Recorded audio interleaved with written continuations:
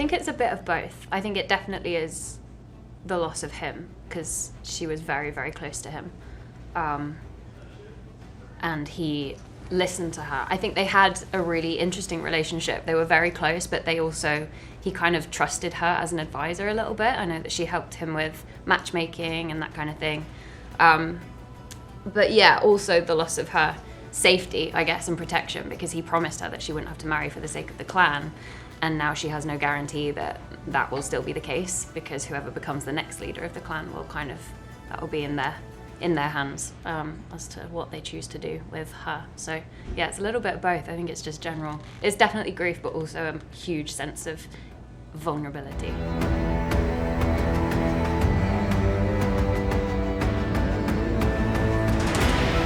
When Brian first meets Ellen, his life changes completely. You know, he knows from that moment, like, wow, I've never experienced anything like this. So from going from this kind of pragmatic, and he still is very pragmatic in life, but when he meets Ellen, he realizes that there's some things that are worth risking, you know, the way your existence for. Yeah, she happens to be one of them.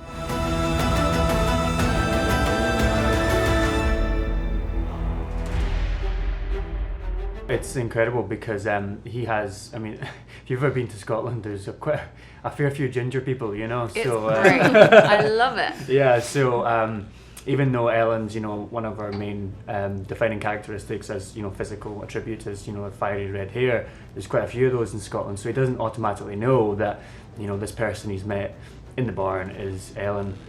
If he had known, it's quite interesting because Brian prides himself on his loyalty, and he knows how much he feels about Ellen. But it's the fact that they've made this connection, this thunderclap moment in the barn. You know, they've had that first experience, and then he doesn't get to know her or who she actually is until they meet on the bridge later on. But by that point, you know, he's already been hit by Cupid, so tough luck.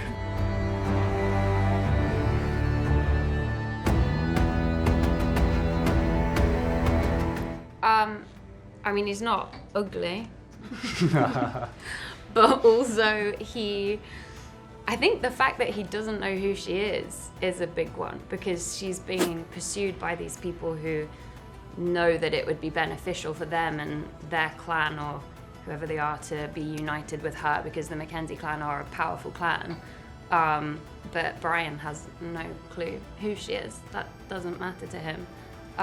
They just have this instant connection, and I think you said this before, but I felt the same. I think Ellen is different when she's around Brian to who she is when she is with anyone else. I think she doesn't have to watch what she says like she does in most situations, and there's a lightness and an ease to their conversation.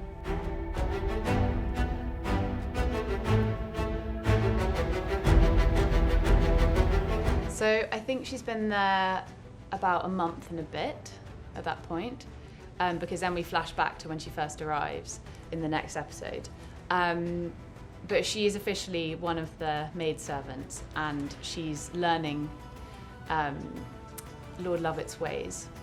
I was about to call him Dr. Lovett there. Lord Lovett's ways. Yeah.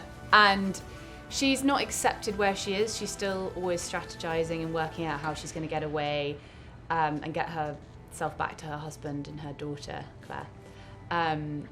But yeah, she's surviving. She's surviving in that state.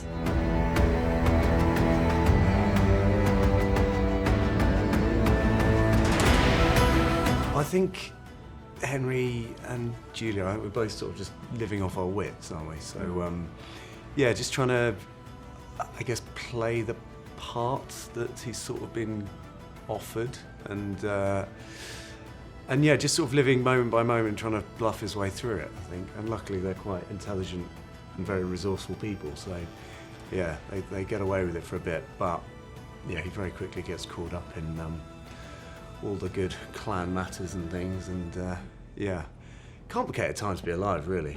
I mean, a lot going on. Yeah. And yeah, the risk of having your head chopped off by someone. It's pretty hard. It's good.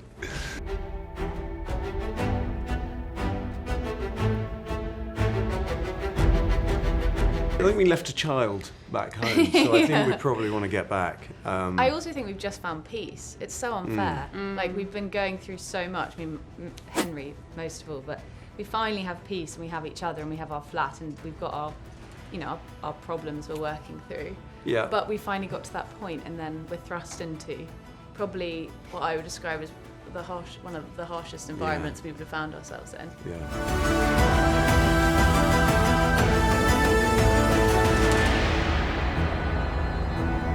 I don't think the role would have been big enough if we'd died in a car crash, so I don't think I would have. Yeah, I don't mind passing that. No, it's great. I mean, it's just there's lots. I think I read it and just thought, well, there's a lot that we can all get our teeth into. And you know, it's really with all the team and the writers and everything. Like, it felt collaborative as well, and we all got to sort of bring our own thing to it. So. Yeah, I really enjoyed it. Also, it was like really nice to be able to work with each other, like just as actors. I think like to be able to, because if you guys were just in your own timeline for the whole thing, like we would never have seen you the entire time. So you know, we got to hang out loads. Hermione. Well, we did loads of scenes. Yeah. It's so funny because I chemistry read with Jeremy, but I did most of the most of the season with you. Yeah. Which is so funny. So our worlds all We've had to keep it a secret for so long as well. People have always been like, "Oh, you probably don't know Jeremy or Hermione." I'm like, "No, not at all. I met them like twice."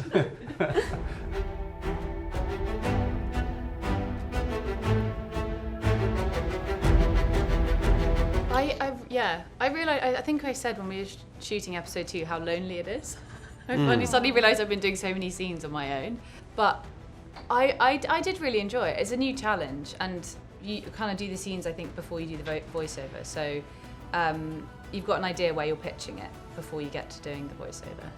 Yeah, and they tried to teach me how to write in that beautiful old handwriting, which I couldn't do. So then they had to put it in very lightly, so I had to trace over it. Same. Like a child. And that was quite good because you know then you've got the words in front of you.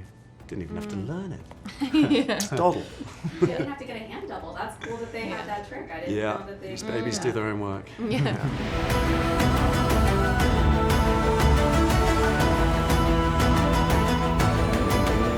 There's not in the way you'd expect, but yeah, we do see more of it. It was cool. Like, one of my first jobs was a big World War I movie, and I walked onto the set of this, and it felt exactly the same. It was like, wow, there's a big budget for this. Like, you know, they're really putting something behind it. So yeah, all those trenches were real. It was the first thing I filmed, and the sense of scale was quite encouraging because you've only tried on the costume up until then, so you don't really know what. You know, they're going, oh, you know, we're gonna make this a really big show, and then when you actually get on set, you're like, wow, Those scenes are incredible. It does look so big budget, and so cool. You look right at home there. It's great fun. Yeah, running around with the guns, explosions going off. It's every boy's dream. I remember getting into the van after they picked you guys up, and because obviously you were like so muddy in the van, and that thing was like covered in mud. Yeah. Like it was horrendous. I didn't know where to sit. The driver was like, "Oh, we're sorry, we just picked up Jeremy and his crew." That filthy pig. Weren't those scenes delayed as well? Wasn't there like a hurricane or something at the start? It was like the first No, week of the filming. ground was frozen, and you know, we're meant to be running in sort of, you know, someone obviously was slipping over in the mud, but when it was frozen, it was, not safe. It was cold up there. But anyway, I had a lovely stunt double. James, if you're listening.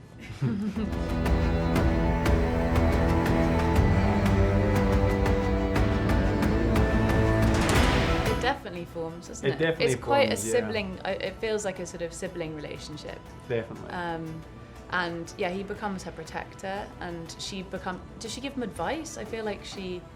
I think down the line, she helps. No, she helps these two. Oh yeah. She helps with their relationship. She's a huge part. So of she the helps reason they're facilitate together. them seeing each other. She becomes a go-between for Brian and Ellen.